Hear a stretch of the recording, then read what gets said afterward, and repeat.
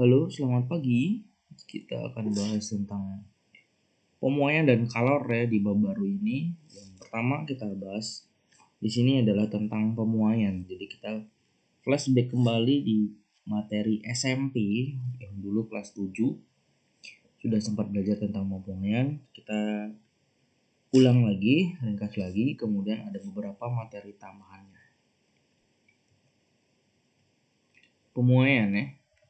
Pemuaian itu adalah bertambahnya ukuran benda karena terjadi kenaikan suhu. Jadi kalau bertambah karena suhunya naik bisa jadi, ataupun dia berkurang ukurannya karena suhunya turun atau penyusutan. Nah, pemuaian ini terjadi pada semua jenis zat ya, padat, cair, dan gas. Untuk zat padat itu sendiri, pemuaian bisa terjadi pada tiga aspek ya, tiga dimensi, yaitu dimensi panjang, luas, dan volume. Kenapa dibagi menjadi tiga? Karena pada dasarnya semua zat itu akan mengalami perubahan ukuran ke semua arah, ke segala arah, yaitu volume seharusnya. Tapi di zat padat itu lebih spesifik diuraikan ke panjang, luas, dan volume. Kenapa? Karena beberapa jenis benda yang padat itu memiliki bentuk yang cenderung memanjang atau cenderung yang memiliki luas yang besar atau lebar dan memanjang, ataupun volume. Nah, secara umum itu adalah volume yang terjadi pada zat cair dan zat gas. Oke, jadi secara spesifik pasti kita akan bahas pada pemuaian zat padat terlebih dahulu, yaitu pemuaian panjang. Pemuaian panjang yang terjadi pada benda yang cenderung memanjang. Jadi dia cenderung memanjang. Contoh-contohnya bisa kalian lihat, bisa dan pernah pasti kalian pelajari, yaitu dia di rel. Di rel pasti dia cenderung memanjang, meskipun nanti dia memuainya ke segala arah ya. Kemudian di kabel juga. Jadi dilihat ada dua contoh kabel pada siang hari dan malam hari. Di siang hari itu kabelnya sedikit mengendur, sedangkan di malam hari dia pas mengencang ya. Jadi kenapa? Nah, ini adalah terjadi karena adanya pemuaian pada zat padat pada benda-benda ini. Jadi rongga atau celah pada rel kereta api itu diberikan agar ketika pada saat suhu yang paling tinggi di titik puncak suhu tertingginya, ketika terjadi pemuaian, maka kedua rel yang tersambung di sini tidak saling menekan sehingga menyebabkan terjadinya terlepasnya rel dari posisi itu atau melengkung, sehingga terjadi mengakibatkan kereta yang melintas itu jadi berbahaya ya. Jadi diberikanlah celah. Itu ada celah, ukurannya ya tidak terlalu besar, bisa diatur dengan perhitungan sehingga aman untuk transportasi dari kereta. Nah, sekarang kabel juga sama. Ketika siang hari karena suhunya tinggi ya, kabel dia akan memuai, jadi akan bertambah panjang. Karena kabelnya bertambah panjang sehingga dia akan sedikit mengendur dia posisinya. Jadi dia lebih panjang dari ukuran biasanya. Tidak mungkin kan kabelnya bisa mendesak sehingga tiangnya bisa saling menjauh, nggak mungkin, tapi kabelnya sendiri yang jadinya akan melengkung ke bawah karena pertambahan panjang itu sendiri ya. Jadi karena kabelnya semakin panjang, tapi pada malam hari suhunya turun, jadi kabelnya menyusut sehingga kabelnya akan terlihat lebih kencang dibanding pada siang hari.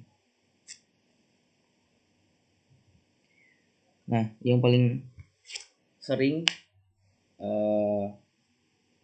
bisa diaplikasikan dan banyak aplikasinya itu adalah bimetallic thermometer. Ini contohnya, atau bimetal lah gitu ya.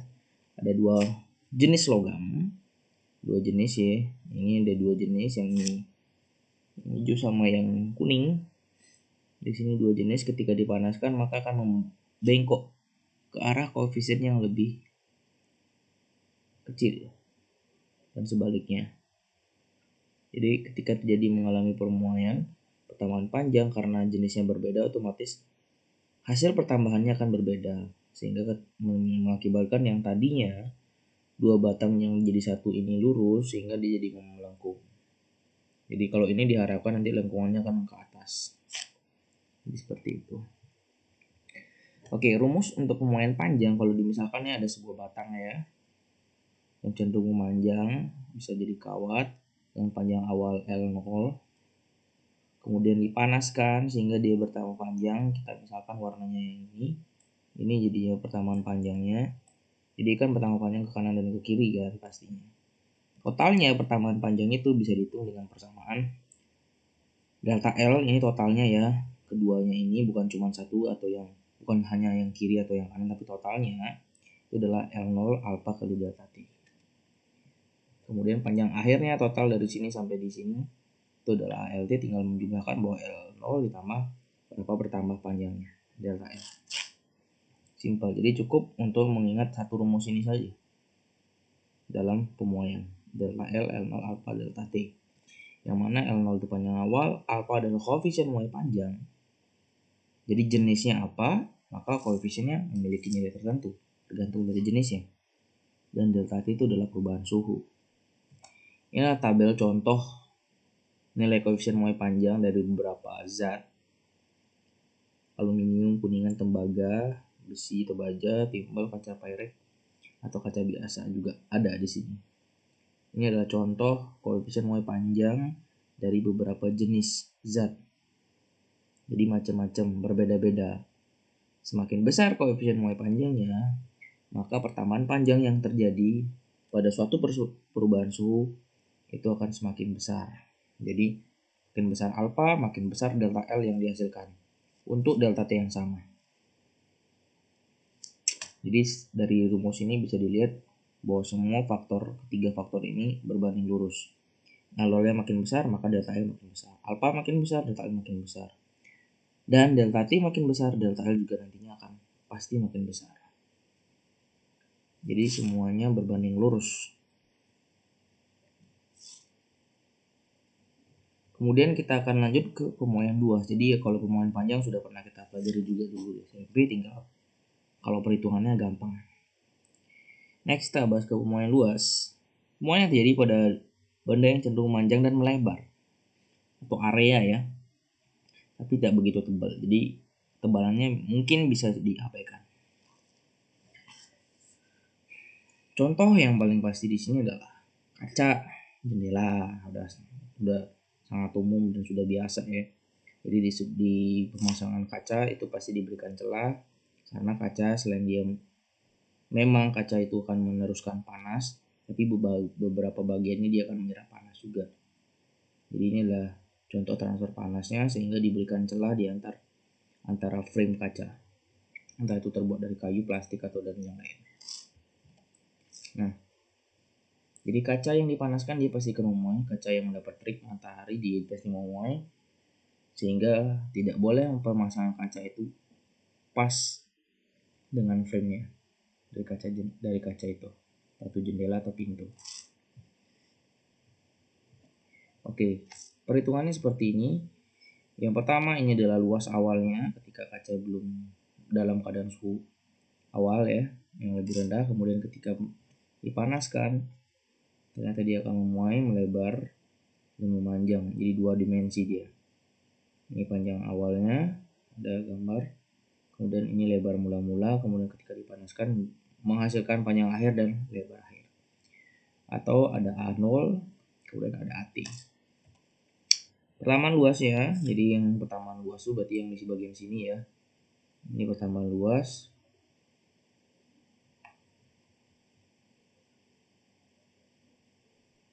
Di bagian area sana itu disebut dengan delta A, bisa dihitung dengan rumus yang sama, hampir mirip dengan yang sebelumnya di panjang ya. Delta A sama dengan A0 kali beta kali delta T. Hampir sama, jadi gampang banget untuk mengingatnya. Kalau tadi L, jadi delta L sama dengan A0 alfa kali delta T. Sekarang kalau luas, delta A sama dengan A0 beta kali delta T. Nah, luas akhir ya udah pasti luas awal ditambah perubahan luas. Jadi A0 itu adalah panjang awal, Ada satu yang baru di sini namanya beta. Koefisien muai luas dan delta T masih sama perubahan suhu. Beta itu sendiri memiliki nilai 2 kali alfa. Jadi karena 2 dimensi tinggal dikali 2 dari pemuaian panjang. Koefisien muai panjangnya tinggal dikali 2 dapatlah beta.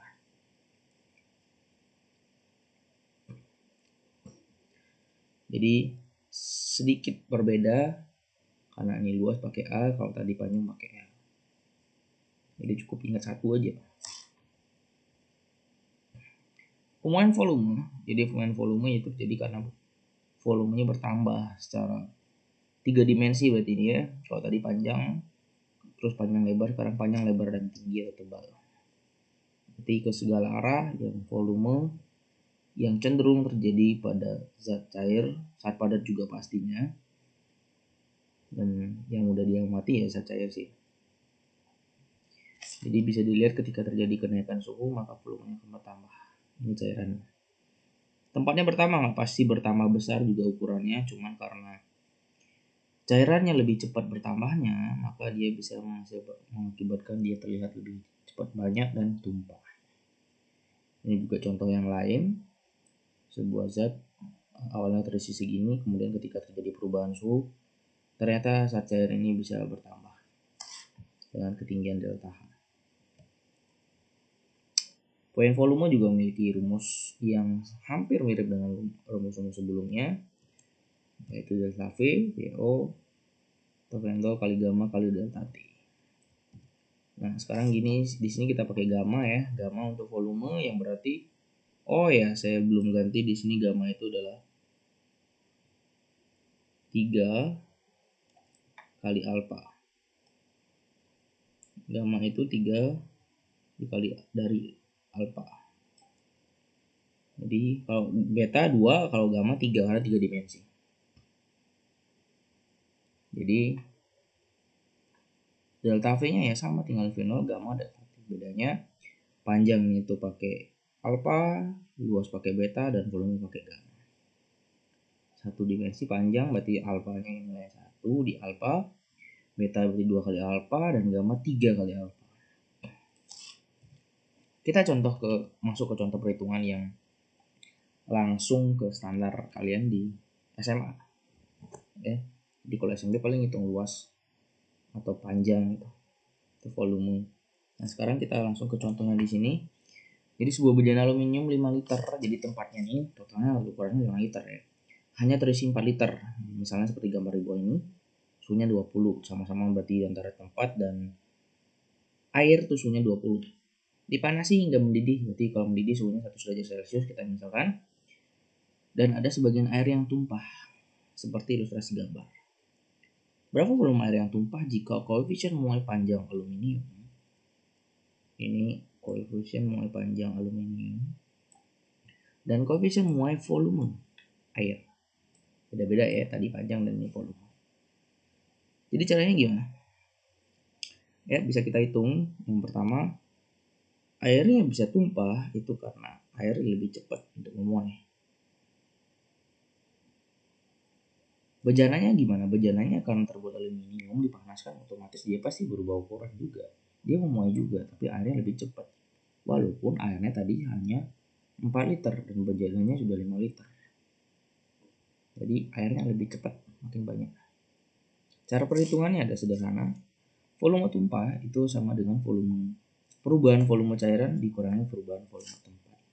Dalam artian bahwa cairan pasti lebih banyak berubah kan daripada tempatnya. Jadi kita tinggal mengurangi berapa delta V cairan dan dikurangi berapa delta V dari tempatnya. Selisihnya dari delta V.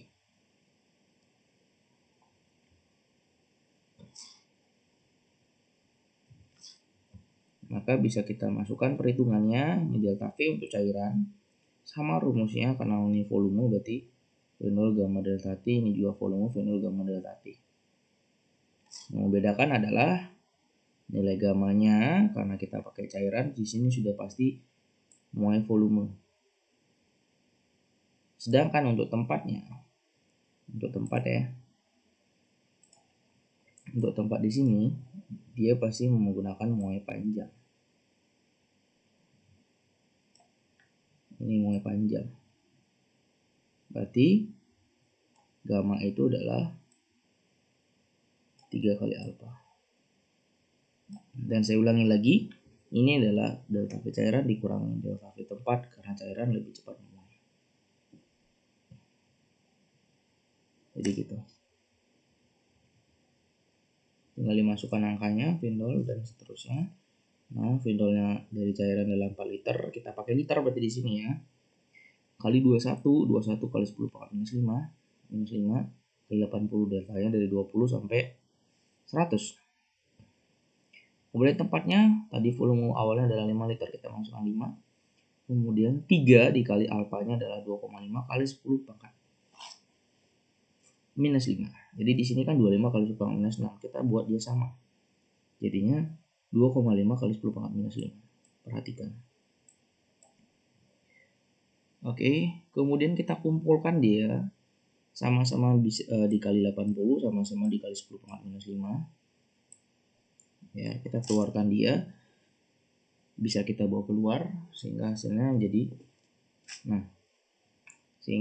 seperti itu.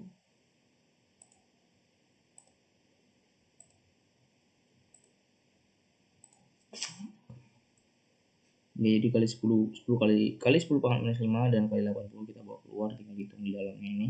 Kali 21 dikurang 5 kali 7,5. Dan hasil perhitungannya adalah bahwa volume yang tumpah itu adalah 57,2 ml. Yang tadi di sini masih satunya liter, kemudian karena masih ada kali 10 pangkat minus 5, kita buat dia angkanya lebih bagus, jadinya 57,2 ml itu adalah volume yang tumpah akibat kenaikan suhu yang dialami dari kedua zat, yaitu air dan aluminium. Ini sudah pasti bahwa hasil dari cairan lebih besar daripada volume tempat. Lalu kalau misalnya diisinya hanya sedikit, apakah ada yang tumpah? Bisa kalian hitung sendiri dengan rumus yang sama seperti ini. Kalau hasilnya minus, ya udah pasti nggak ada yang tumpah, berarti kurang dia. Dan kalau hasilnya juga masih sama dengan 0, berarti nggak ada yang tumpah. Jadi volume tumpah, ada zat yang tumpah jika delta V dari cairan itu lebih besar daripada delta V dari tempat. Dan tidak akan ada tumpah jika delta V tempatnya lebih besar daripada cairan. Sederhana itu. Itulah contoh perhitungannya dan ilustrasinya. Semoga bisa kalian pahami.